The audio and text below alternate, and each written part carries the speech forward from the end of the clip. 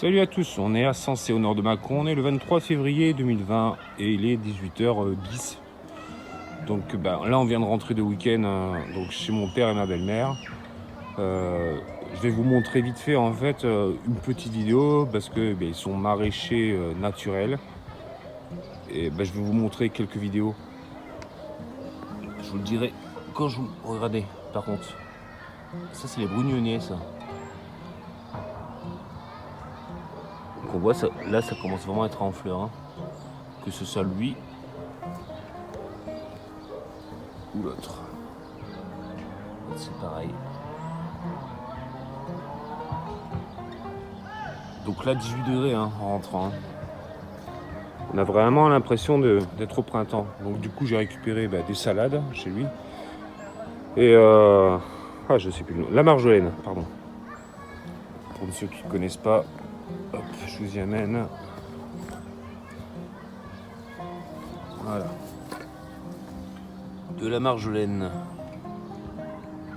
Et de la laitue, je sais pas laquelle c'est celle-là. Je sais pas. Voilà, donc en gros dans le potager j'ai pas grand chose à vous montrer. Hein. Je vais montrer juste les fèves en fleurs.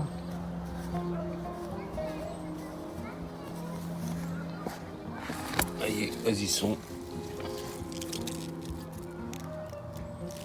Voilà, donc il y en a quelques-unes hein, quand même.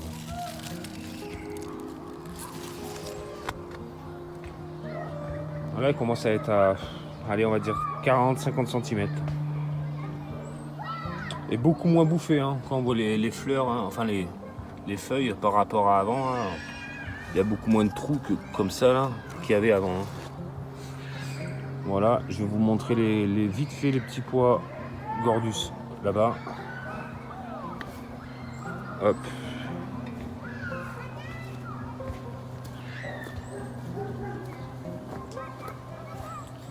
Pourquoi je vous les montre en fait parce que voilà ils sont en fleurs. Pareil. Voilà, on voit les fleurs là. Il y en a plusieurs. Hein. Donc là c'est vachement maigre. Du coup j'ai fini tout le sachet. Hein. Donc c'est ceux-là. Hop. Je les ai mis il y a une semaine. Voilà. Après je vais vous montrer vite fait les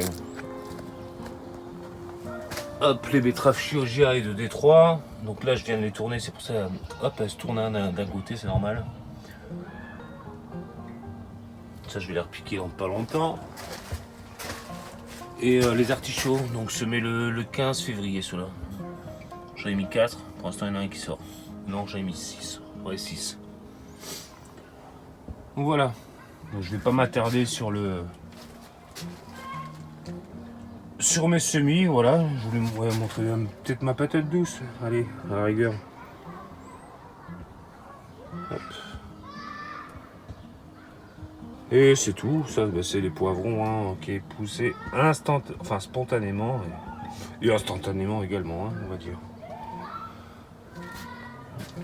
Et toujours mes petits poireaux Saint-Victor, voilà, qui poussent bien aussi.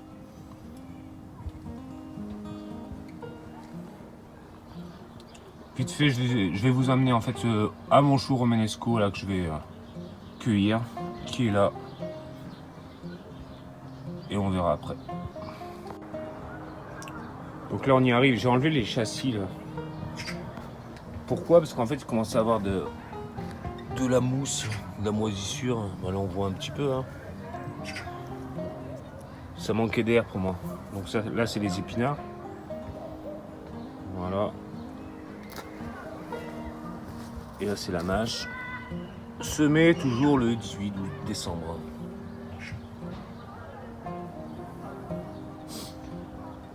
Voilà.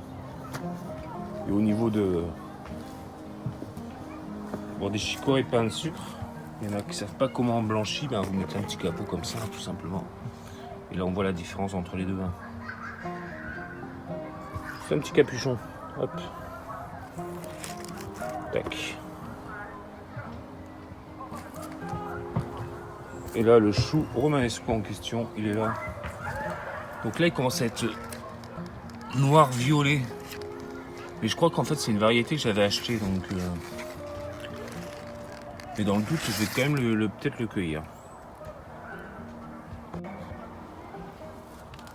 Donc là je viens de le couper.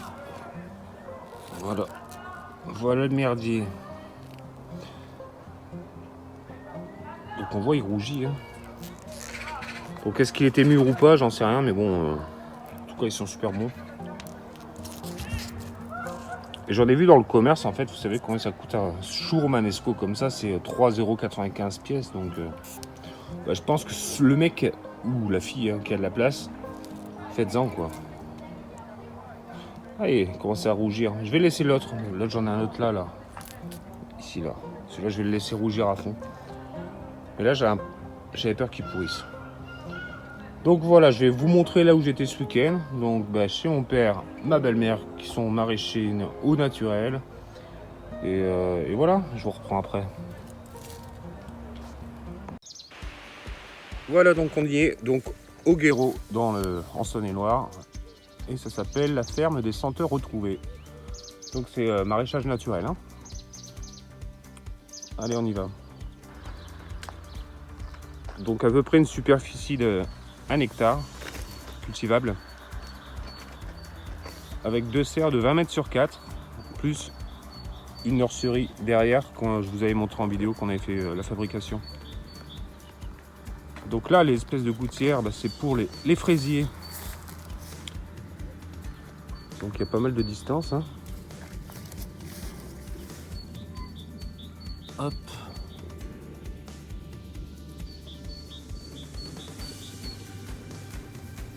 Et après, bah, il y a toutes les parcelles.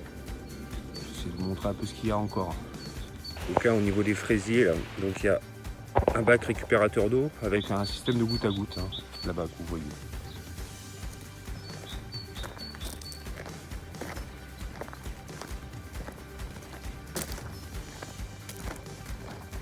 On a une belle journée là. Hein.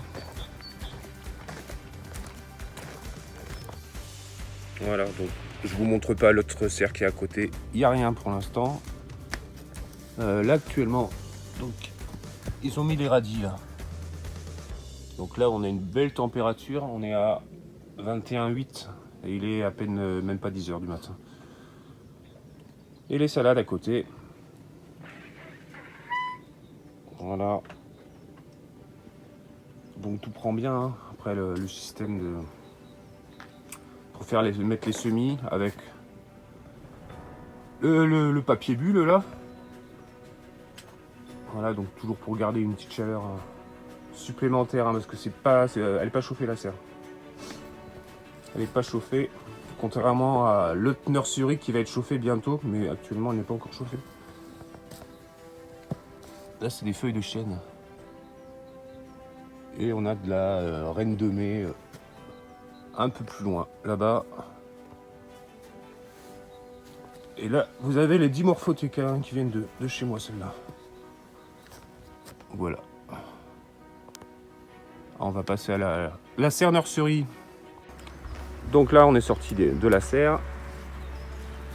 Là, en préparation, qu'est-ce qu'on a? On a des bacs, des bacs de culture. Ça va être pour les cucurbitacées. Donc avec de la peinture naturelle.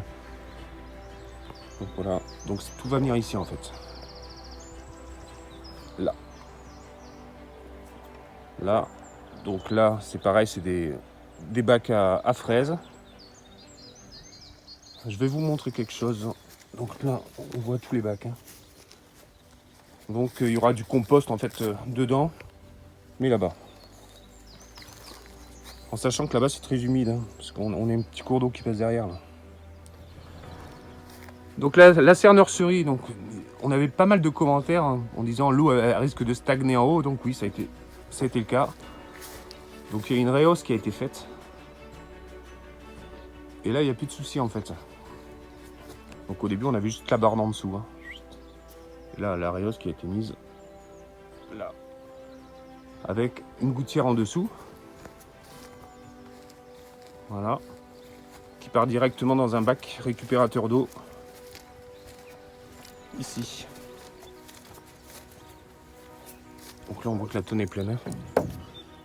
Et en fait après il y aura un système de goutte à goutte qui va partir de là pour aller nourrir les bacs à cucurbitacées, tout simplement. Faire vite fait un petit tour dans la serre nurserie. Hop. Voilà, on n'avait pas vu ça la dernière fois. On n'avait pas vu, il n'y avait pas les étagères de mise. Donc celle-ci va être chauffée, hein, donc pour l'instant elle ne l'est pas, c'est en cours. Hein. Donc là on a 14 degrés là. 14 degrés 2. Voilà. Petite alvéole là, tranquillou. Et la préparation des godets. Voilà. Hop. Donc là, ils ont commencé à mettre les oignons, échalotes. Et là, je vais vous montrer une culture de carottes sous sable. Donc on a 24 mètres sur 4. Donc là-dessus, en fait, on a un mélange compost, un tiers compost, un tiers sable et un tiers fumier. On va vous montrer d'un peu plus près ce que ça donne au niveau du rendu. Voilà, donc on voit bien. Hein. Donc là, ça va être que pour les carottes, culture sous sable, tout simplement. Donc là, ils sont sur 3 types d'amendements en fait. Donc on est engrais vert, hein, facélie, moutarde. Là, juste là, donc c'est le fumier de vache avec de la paille, donc c'est un peu plus compliqué pour retourner. Et là derrière, vous avez le fumier de mouton qui a 3 ans celui-là. Voilà. Donc là, ils avaient fait un premier test avec que de la récup, hein, on voit bien. Hein. Donc c'est pour faire les bacs à tout ce qui est aromatique. Donc voilà ce que ça a donné, une fois réfléchi, on va dire, plus construit. Donc pareil, avec de la peinture naturelle, c'est ocre. Voilà. Donc là, tous les bacs que vous voyez, ça va être que des aromatiques. Donc au bien, c'est pratique que c'est à hauteur. Hein. Ça m'arrive au nombril, donc nickel. Et là, en cours de préparation, vous avez le petit emplacement pour l'accueil du public, tout simplement. Voilà, parce que c'est de la vente directe. Hein.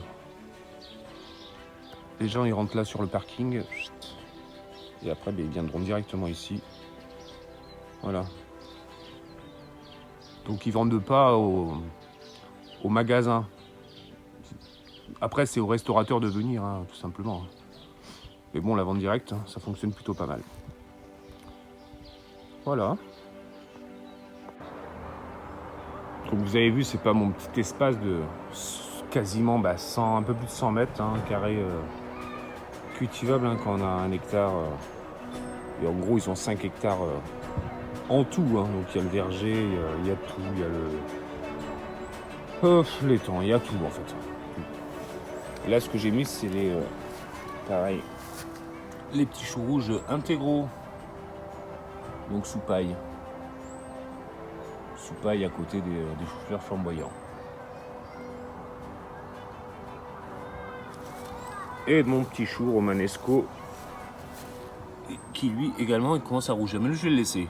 Je vais laisser voir la tronche colorée. Je crois que c'est Violetta. Je ne sais plus la variété. Il me semble que c'est Violetta. Je ne sais plus.